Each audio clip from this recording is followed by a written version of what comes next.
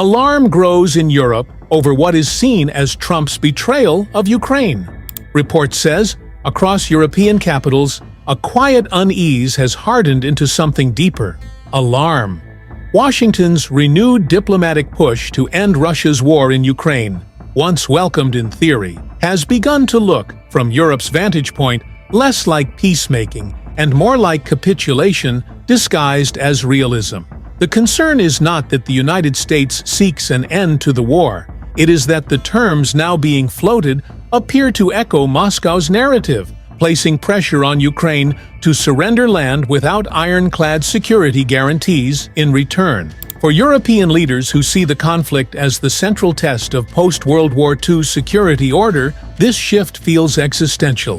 If territorial conquest is rewarded, even indirectly, the foundation of European security collapses.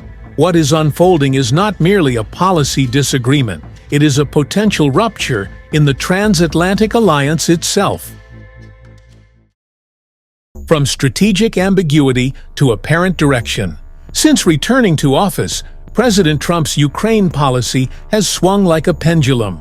Moments of rhetorical support for Kyiv and NATO cooperation have been followed by public frustration with Ukraine's insistence on defending itself. For months, allies hoped these shifts were tactical improvisations. That illusion faded when Washington released a national security strategy asserting that Europe holds unrealistic expectations about the war's outcome and signaling a willingness to cultivate political resistance to Europe's current trajectory. This language, closely mirroring Moscow's long-standing grievances, marked a notable departure. The first time a U.S. strategic document appeared to legitimize Russia's framing of the conflict. To European readers, it suggested that Washington may have settled on a direction, one that prioritizes ending the war quickly, even at Ukraine's expense. The territorial question, a line Europe refuses to cross. At the heart of Europe's anxiety lies territory. Reports that American advisors are warming to a settlement forcing Ukraine to concede land, including areas Russia has failed to fully capture despite staggering losses, strike at a fundamental European red line.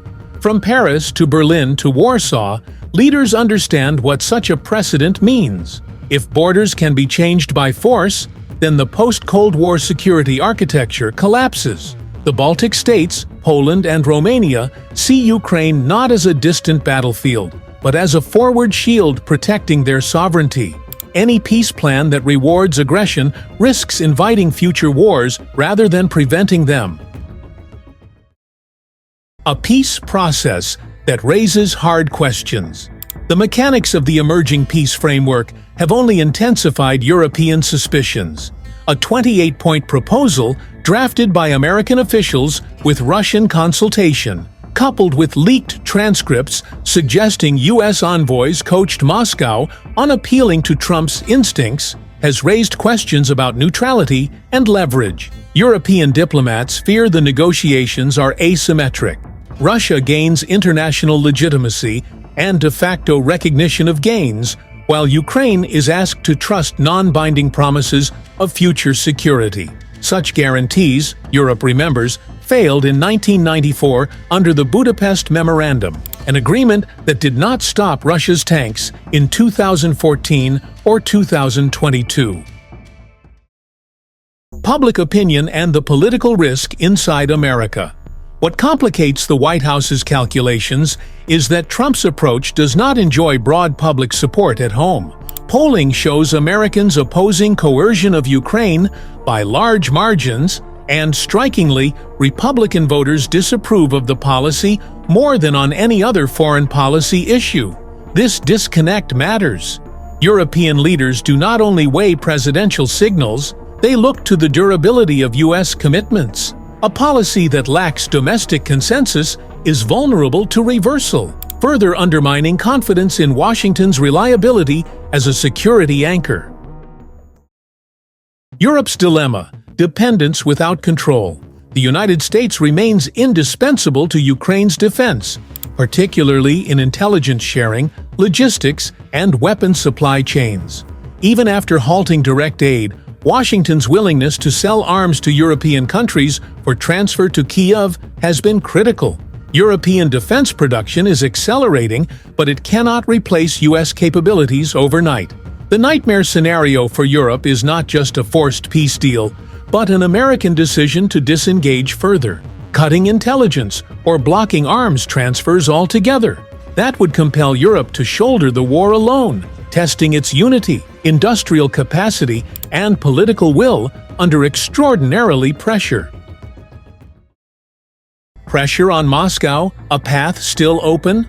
Despite growing fears, European leaders argue that leverage over Russia still exists, if used decisively. Billions in frozen Russian assets sit in European banks. Russia's economy is strained by defense spending, shrinking energy revenues, and mounting casualties. European officials and U.S. analysts alike warn that pressure only works if Moscow believes victory is impossible. Any signal that the West is prepared to concede undermines that logic. Offering Russia hope of a favorable deal, critics argue, prolongs the war rather than ending it. The outcome hinges less on goodwill than on resolve. The larger stakes. Alliance credibility on trial. This crisis extends beyond Ukraine. For Europe, it is about whether the United States still views security commitments as a shared responsibility or as negotiable transactions. For other adversaries watching closely, from Beijing to Tehran, the lesson will be unmistakable. If Washington pressures a democratic ally to surrender land under duress, it weakens deterrence globally. The credibility of alliances depends not on speed of deal-making, but on consistency, trust, and the defense of core principles. A defining moment for the transatlantic order. What Europe fears is not peace, but peace without justice, security, or permanence. The alarm now rising across the continent reflects a belief that history is bending toward a dangerous precedent, that war can end without the aggressor losing, and democracy can be bargained away for stability. For the United States, this is a defining moment. Leadership means more than closing a conflict. It means shaping an outcome that prevents the next one. If Washington allows speed and business pragmatism to override sovereignty and deterrence, the cost will be measured not only in Ukraine's future, but in the stability of the entire international system. Europe is still prepared to stand. The question now confronting the world is whether America will stand with it or step aside and let the order it built slowly unravel.